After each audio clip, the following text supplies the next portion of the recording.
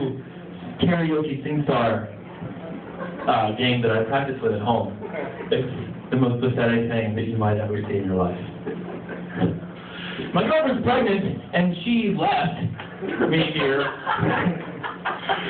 But we found out what we're having. It is a puppy. Give it up for bestiality, everybody. Thank you. Thank you. But the pregnancy and the baby coming soon, it makes you analyze life a little bit. You have to stop. You have to ask yourself those tough questions. You got to stop and think in an existential manner.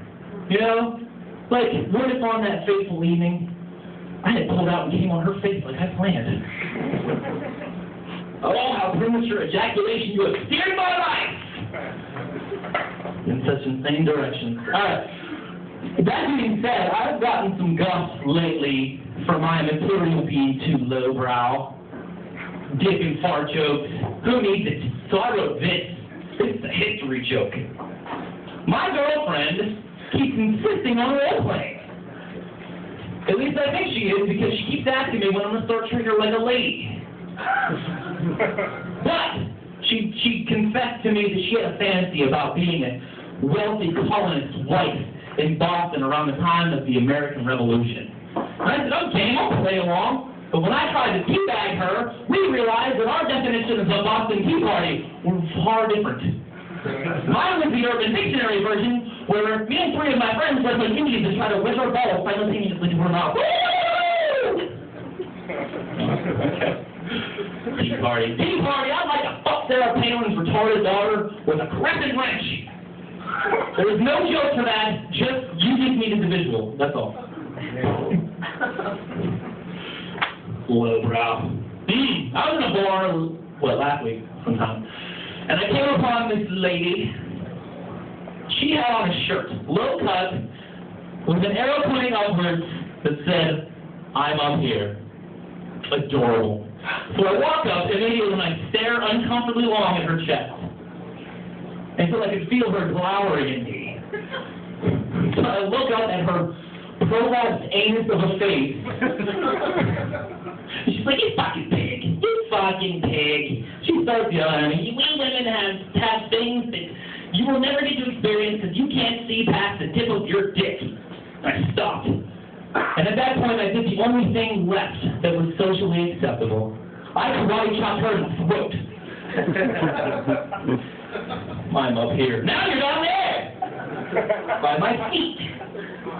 Speaking of shitty segues, I mean my feet. I don't know why, but there is this subculture of clubs in New York City dedicated solely to the worship of feet. And that's fucking gross. That's disgusting to me, but I understand that that's out there. That being said, I'm taking a road trip to New York tomorrow, and I'm going to show her one of those bars. I'm going to walk in, trench coat, no clothes underneath. Pair of toe socks with the tips cut off like people do with their gloves. Yeah, on those socks, it says, "I'm up here." Alright. Any married folk in the room? No? Okay. Do any divorced folks in the room? Well, if you're at one place, you will get to the next. Take a cross-section of America and ask that question, "Are you married?" About half of them will say, "Yes, I am." Wrong fucking answer. Your answer should be, "For now," because marriage is fucking temporary. Marriage means fucking shit in this country. Kim Kardashian, married 72 days. I've been on probation for longer than most people who have been married in this fucking country. 72 days, that's ridiculous. That is not even long enough for me to feel comfortable enough to go to the bathroom in front of you, let alone take a shit on your chest.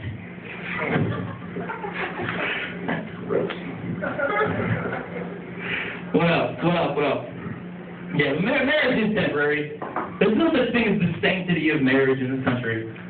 I keep hearing the frozen shows that run off at the mouth about not letting the alternative sexualities into this club of marriage, where the present members daily turn around and take a runny dump on the concept. Until death do us part means shit. Just change the ceremony. Change it now to until you burn my shit on the front lawn after I banged your sister. You know?